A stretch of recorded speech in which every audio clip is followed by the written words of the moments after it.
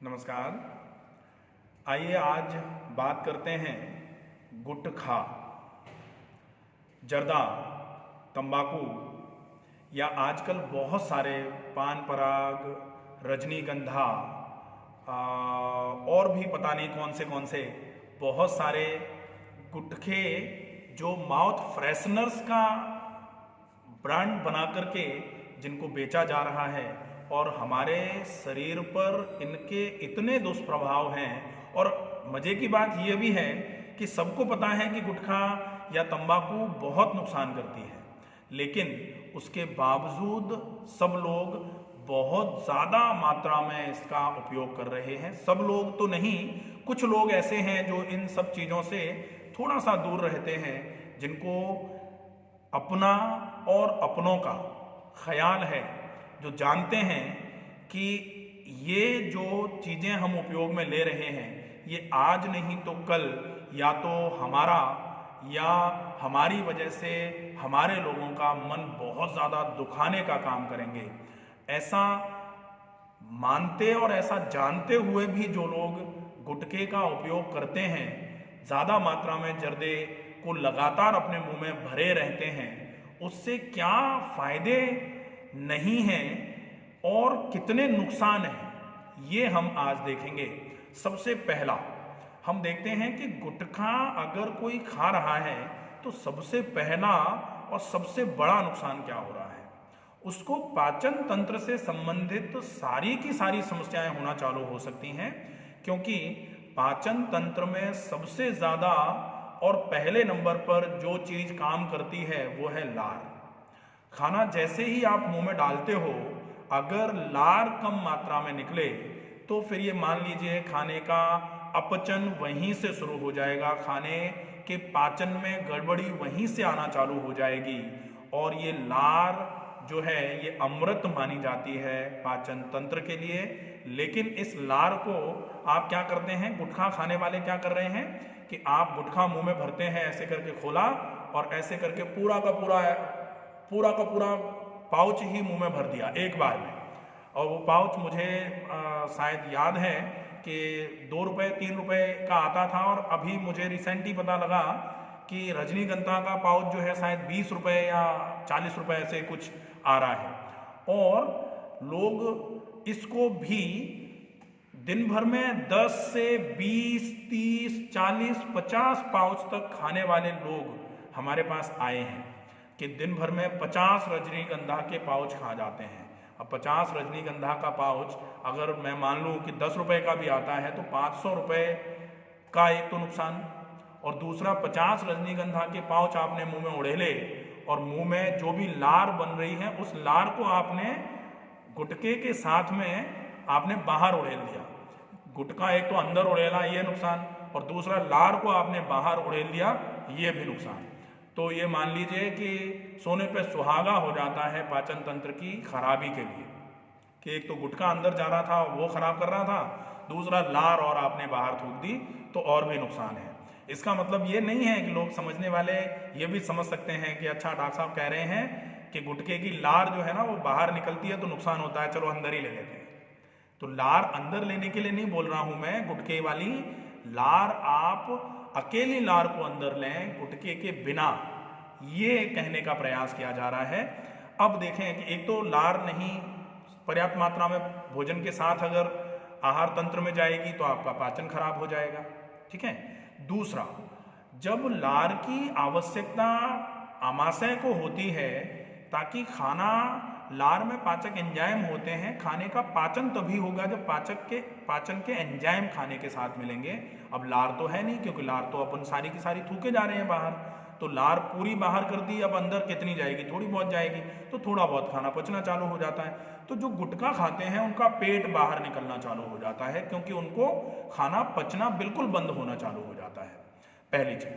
अब है दूसरी, गुटखा खाने वाले लोग जो है ना इस तरीके से इधर भर लेते हैं या फिर इधर भर लेते हैं और फिर मुंह को ऐसे ऐसे करके चबाते रहते हैं, चलाते रहते हैं, तो एक प्रॉब्लम होती है ओरल सबम्यूकोसल फाइब्रोसिस। फाइब्रोसिस होने का रीजन जो होता है वो है लगातार आपके मसल ऑफ मैस्टिकेशन जो है, जो मांसपेशियां हैं जो खाने को चबाने का काम करवाती हैं।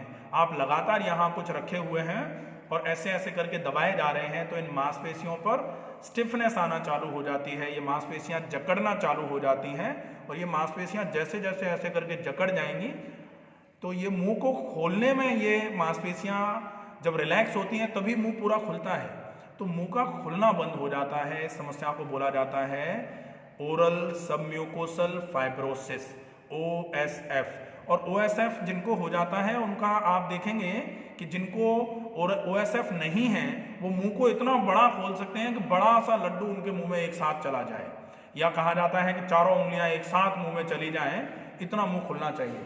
इसके बाद में कर लेना बेटा, हाँ इसको बंद कर दो।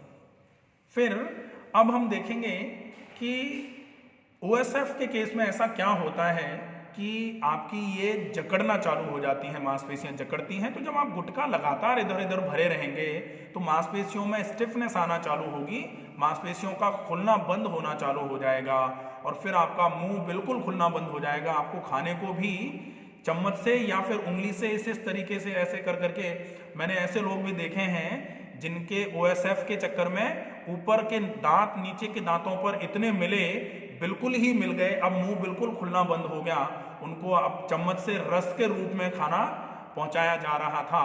और फिर भी OSF की जकड़ ज़्यादा अगर बढ़ती है तो ऊपर के दांत नीचे के दांतों पर प्रेशर डालने की वजह से धीरे धीरे करके जो डेंटल डिजेनरेशन है वो चालू हो जाता है, दांत खराब होना चालू हो जाते हैं, दांत खिरना चालू हो जाते हैं, इतनी तक समस्या आती है। ये क्यों आ रही है? क्योंकि आप लगातार गुटखा इधर भरे हुए हैं। तो जिनको OSF की समस्या आना चालू हो गई है उनको तो गुटखे को बिल्कुल तुरंत त्याग देना चाहिए, नहीं तो ये मान लीजिए कि गुटखा आगे चल के जीवन को बहुत खराब करने वाला है। अब बात आती है तीसरी बारी कि गुटखा का कंटेंट, ये तो ये मान लीजिए कि आप केवल जो खा रहे थे चबा रहे थे उसकी वजह से था। अब जो कंटेंट है उसमें, वो कंटेंट आपको क्या नुकसान करता है? तो गुटखा एक तरीके से न्यूरो एक्साइटेंट माना जाता है।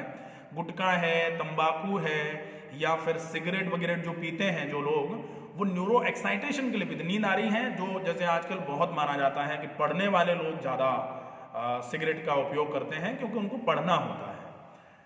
तो अब ये बात जो है ये हालांकि बिल्कुल ही भेजे में उतरने वाली नहीं है कि पढ़ने के लिए गुटखे का उपयोग करा जाए या पढ़ने के लिए सिगरेट का उपयोग किया जाए। बिना सिगरेट की नींद आती है तो नींद भगाने के लिए सिगरेट का उपयोग किया जाए।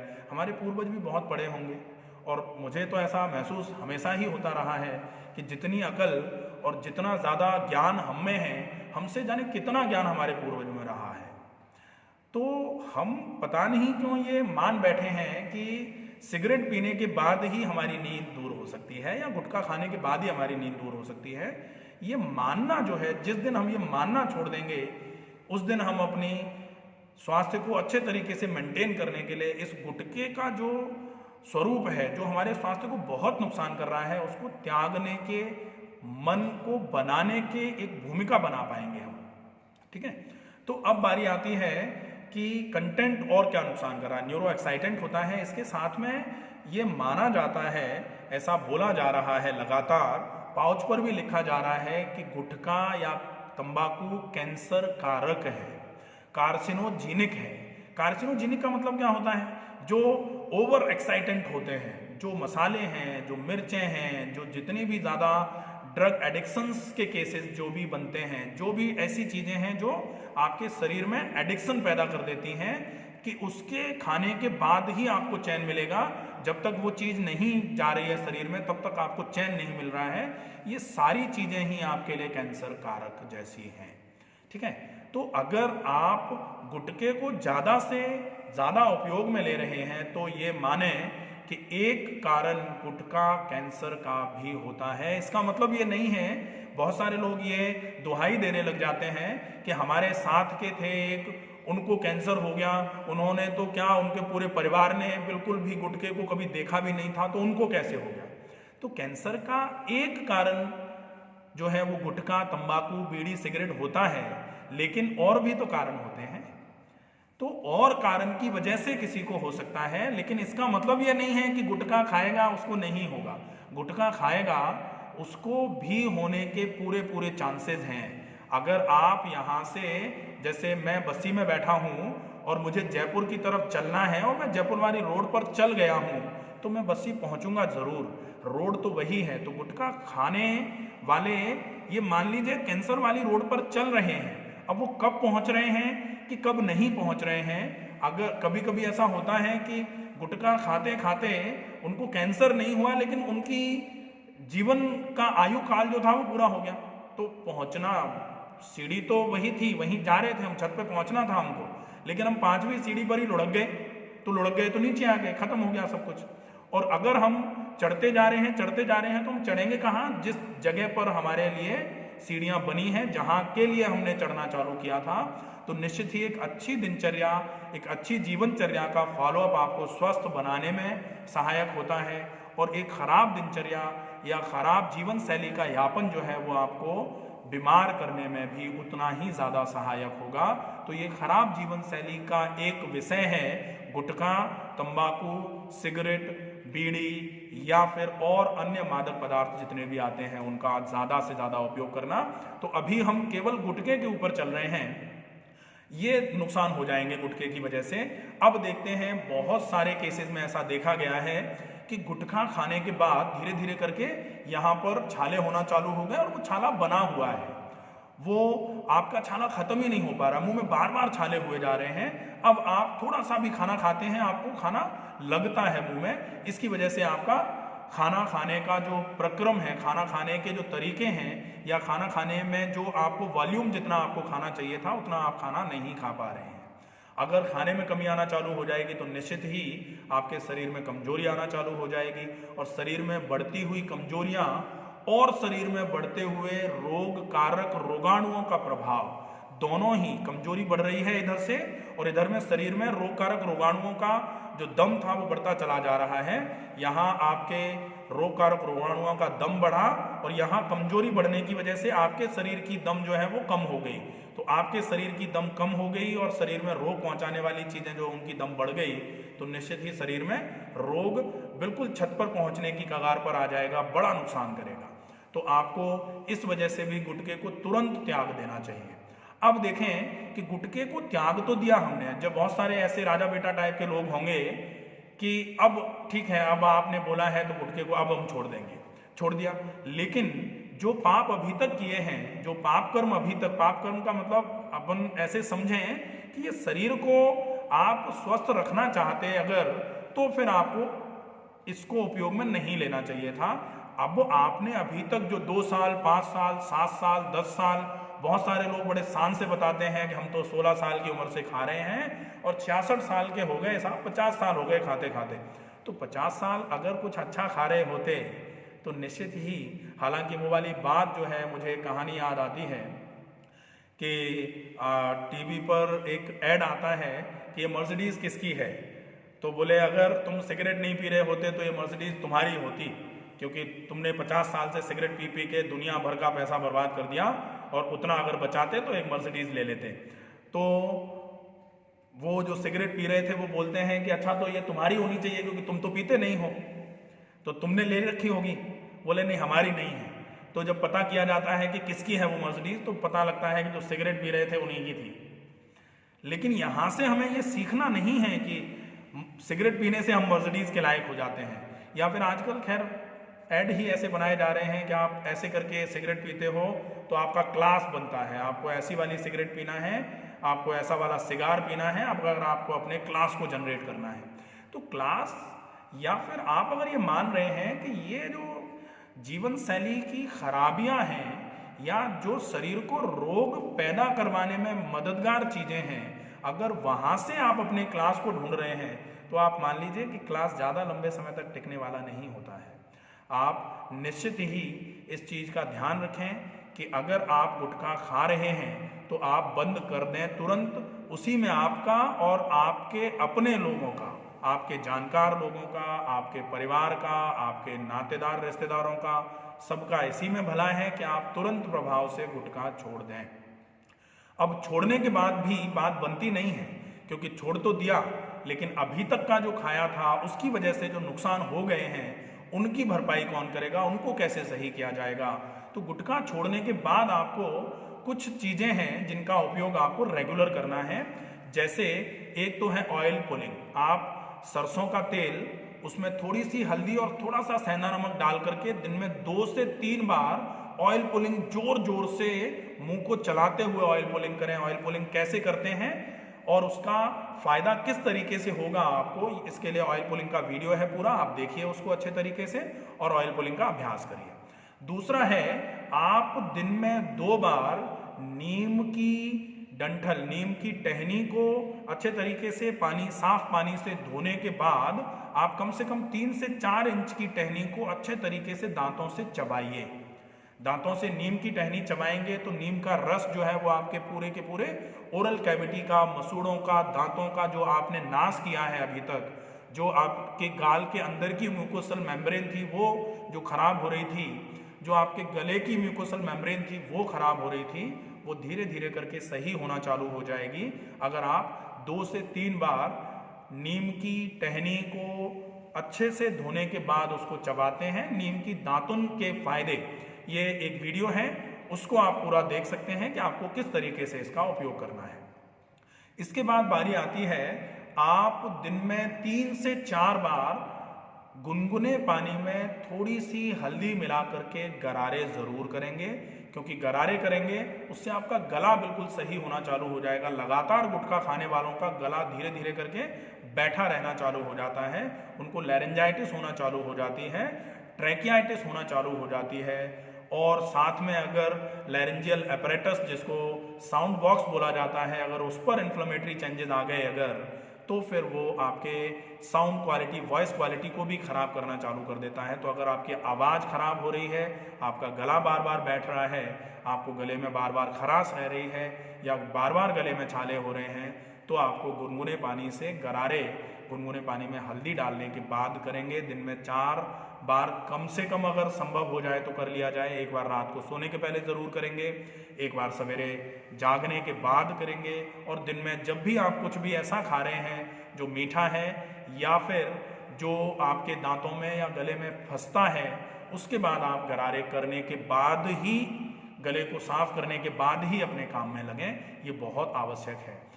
एक चीज विशेष ध्यान रखने वाली ये है कि जो लोग गुटखा खाने के बाद सो जाते हैं, गुटखे को मुंह में भर के जिनकी आदत सोने की है, वो तुरंत प्रभाव से इस आदत को बंद कर दें, अन्यथा शरीर, ये मान लीजिए कि बहुत ज़्यादा नुकसान में चला जाएगा।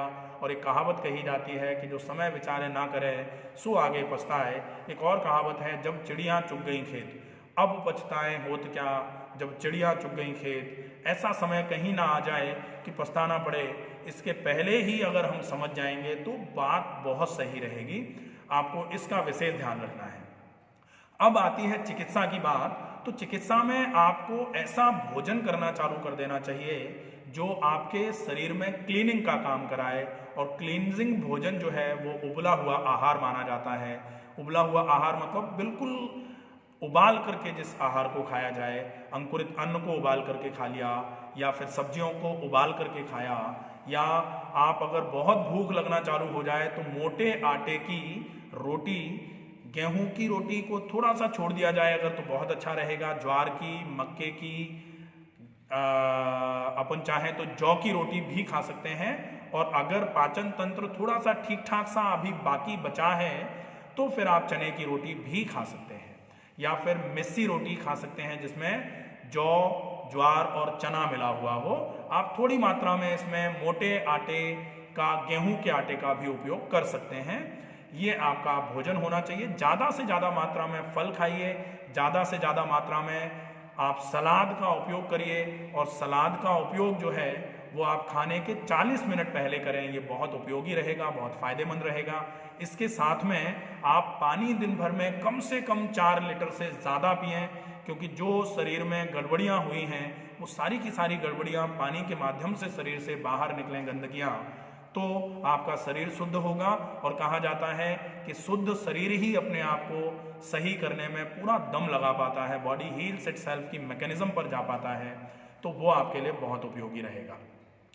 एक जो OSF जिनको हो गया है, जो गले के साथ में जो ये वाले आपकी मांसपेशियां हैं ये सिकुड़ गई हैं, आपका मुंह खुलना बंद अगर हो गया है, मुंह पूरा नहीं खुल पा रहा है, तो आपको दिन में 4 से 5 बार से ज़्यादा गर्म पानी से गरारे करने हैं।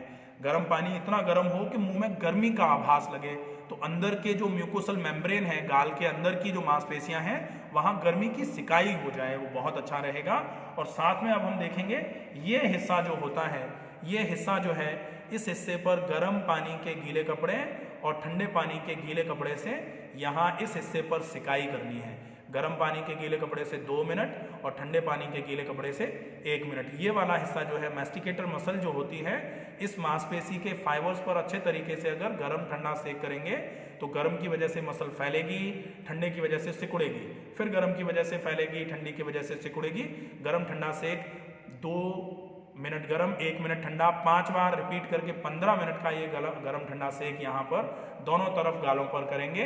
इससे आपकी मांसपेशी धीरे धीरे करके, जकड़न जो मांसपेशी में आ गई है, फाइब्रोसिस जो मसल फाइबर्स में हो रही थी, वो धीरे धीरे करके रिलीज होना चालू होगी, मुंह खुलना चालू होगा। और ये होगा, निश्चित ही होगा, क्योंकि यहाँ ऐसे केसेस आए हैं जिनका मुंह बिल्कुल ही बंद हो जाता है, उनको भी इस इलाज से, इस रूटीन से बहुत अच्छा आराम मिला है।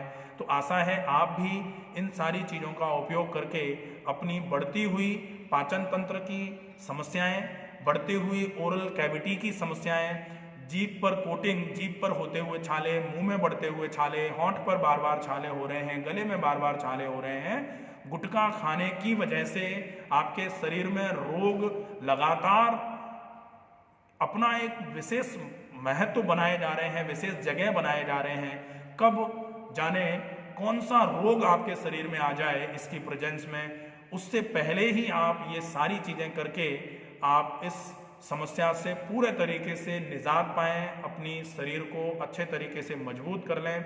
आशा है ये वीडियो आपको समझ में आया होगा। अगर आपको ऐसा लगे कि आप या आपके आस पड़ोस के लोग या फिर आपके जानकारी में कोई गुटखा खा रहा है और उनको, आपको इस इंफॉर्मेशन को पहुंचाना है, बहुत सारे लोगों को एक्चुअली पता ही नहीं है कि नुकसान क्या क्या होते हैं, और उनको खुद, जैसे एक कहानी है ना कि चिड़िया बोलती हैं कि शिकारी आएगा, जाल फैलाएगा, हमको नहीं फंसना है, और वो रटे जाती हैं, लेकिन उनको महसूस नहीं होता कि शिकारी तो आ भी गया, शिकारी ने जाल भी फैला दिया था और हम जाल में ही बंधे बंधे ये कह रहे हैं कि आएगा, जाल फैलाएगा, हमें फंसना नहीं है। तो बहुत सारे लोगों को पता ही नहीं होता नुकसान क्या होते हैं, इसके चक्कर में वो नुकसान में चले जा रहे हैं। तो आपको इन सब चीज़ों का निश्चित तौर पर अच्छे तरीके से फॉलोअप करने की वजह से बहुत अच्छा आराम मिलेगा। आप इस वीडियो में बताई गई जानकारी अगर अपनों तक या फिर जिनको इस समस्या की वजह से लगातार नुकसान होते जा रहे हैं उन लोगों तक पहुंचाना है, तो इस वीडियो को ज़्यादा से ज़्यादा शेयर करें। अगर कोई भी बात, कोई भी चीज़ आपको समझ में नहीं आई है तो आप कमेंट बॉक्स में लिख करके अपने प्रश्न को पूछ सकते हैं, आपके प्रश्न का समाधान किया जाएगा। स्वस्थ रहिए, सुरक्षित रहिए, अपना ध्यान रखिए, अपनों का ख्याल रखिए। नमस्कार।